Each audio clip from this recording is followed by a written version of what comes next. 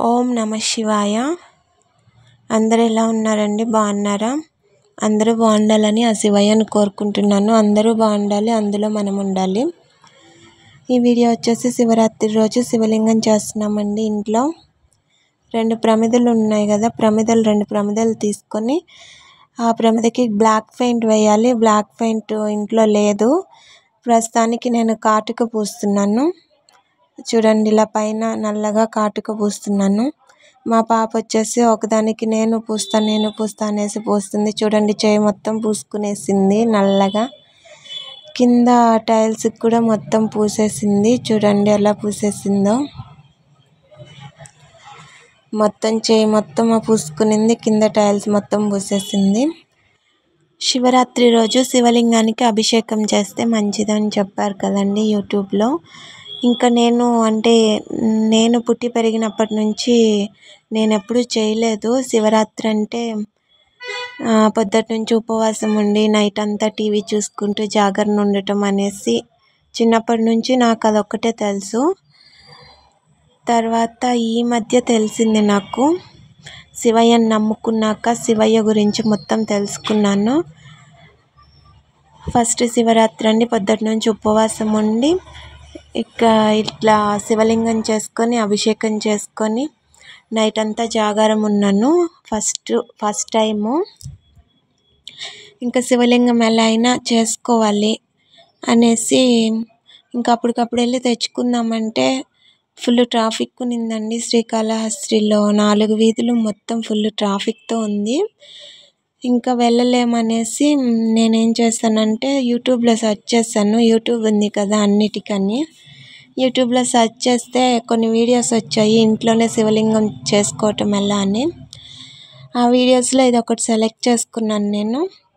ఇది సెలెక్ట్ చేసుకుని ప్రమిదలు ఉన్నాయి కదా అనేసి, బ్లాక్ పెయింట్ లేదు ఇంట్లో, సరే కాటుక అలా పూసేసాము.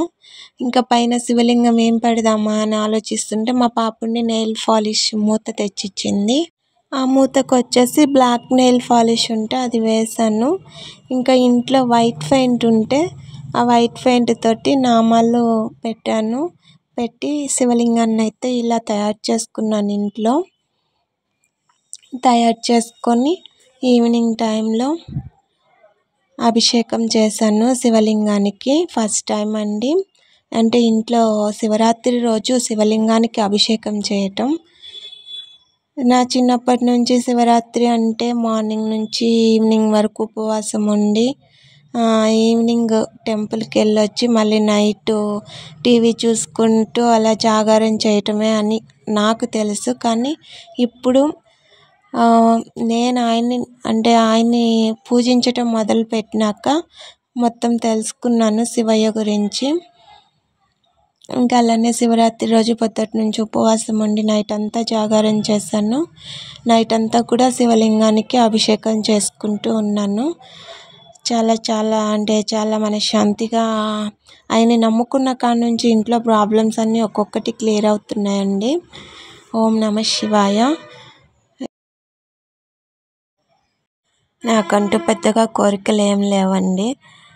చిన్నప్పటి నుంచి నేను పడుతున్న కష్టాలు నా కూతురు పడకూడదని నా కోరిక అదొక్కటేనండి. అదే ఎప్పుడు ఆ శివయ్యని కోరుకుంటూ ఉంటాను. మంచిగా చదువుకొని మంచి జాబ్ తెచ్చుకోవాలని. మా వీడియో కనుక నచ్చినట్లయితే లైక్ చేయండి, షేర్ చేయండి, సబ్స్క్రైబ్ చేసుకోండి. మీ సపోర్ట్ నాకుంటే మరిన్ని వీడియోస్ చేసి పెడతానండి. అంటే ఇదే ఫస్ట్ టైం కదా వీడియో పెట్టడం, కొంచెం కన్ఫ్యూజ్గా ఇదిగా ఉంది. అలా పెడుతూ ఉంటే అలవాటు అయిపోతుంది. ఇదిగోండి, శివయ్యకి నైట్ ఇలా పూజలు చేసుకున్నాను. మా వీడియో కనుక నచ్చితే లైక్ చేయండి, షేర్ చేయండి, సబ్స్క్రైబ్ చేసుకోండి ప్లీజ్ ఫ్రెండ్స్.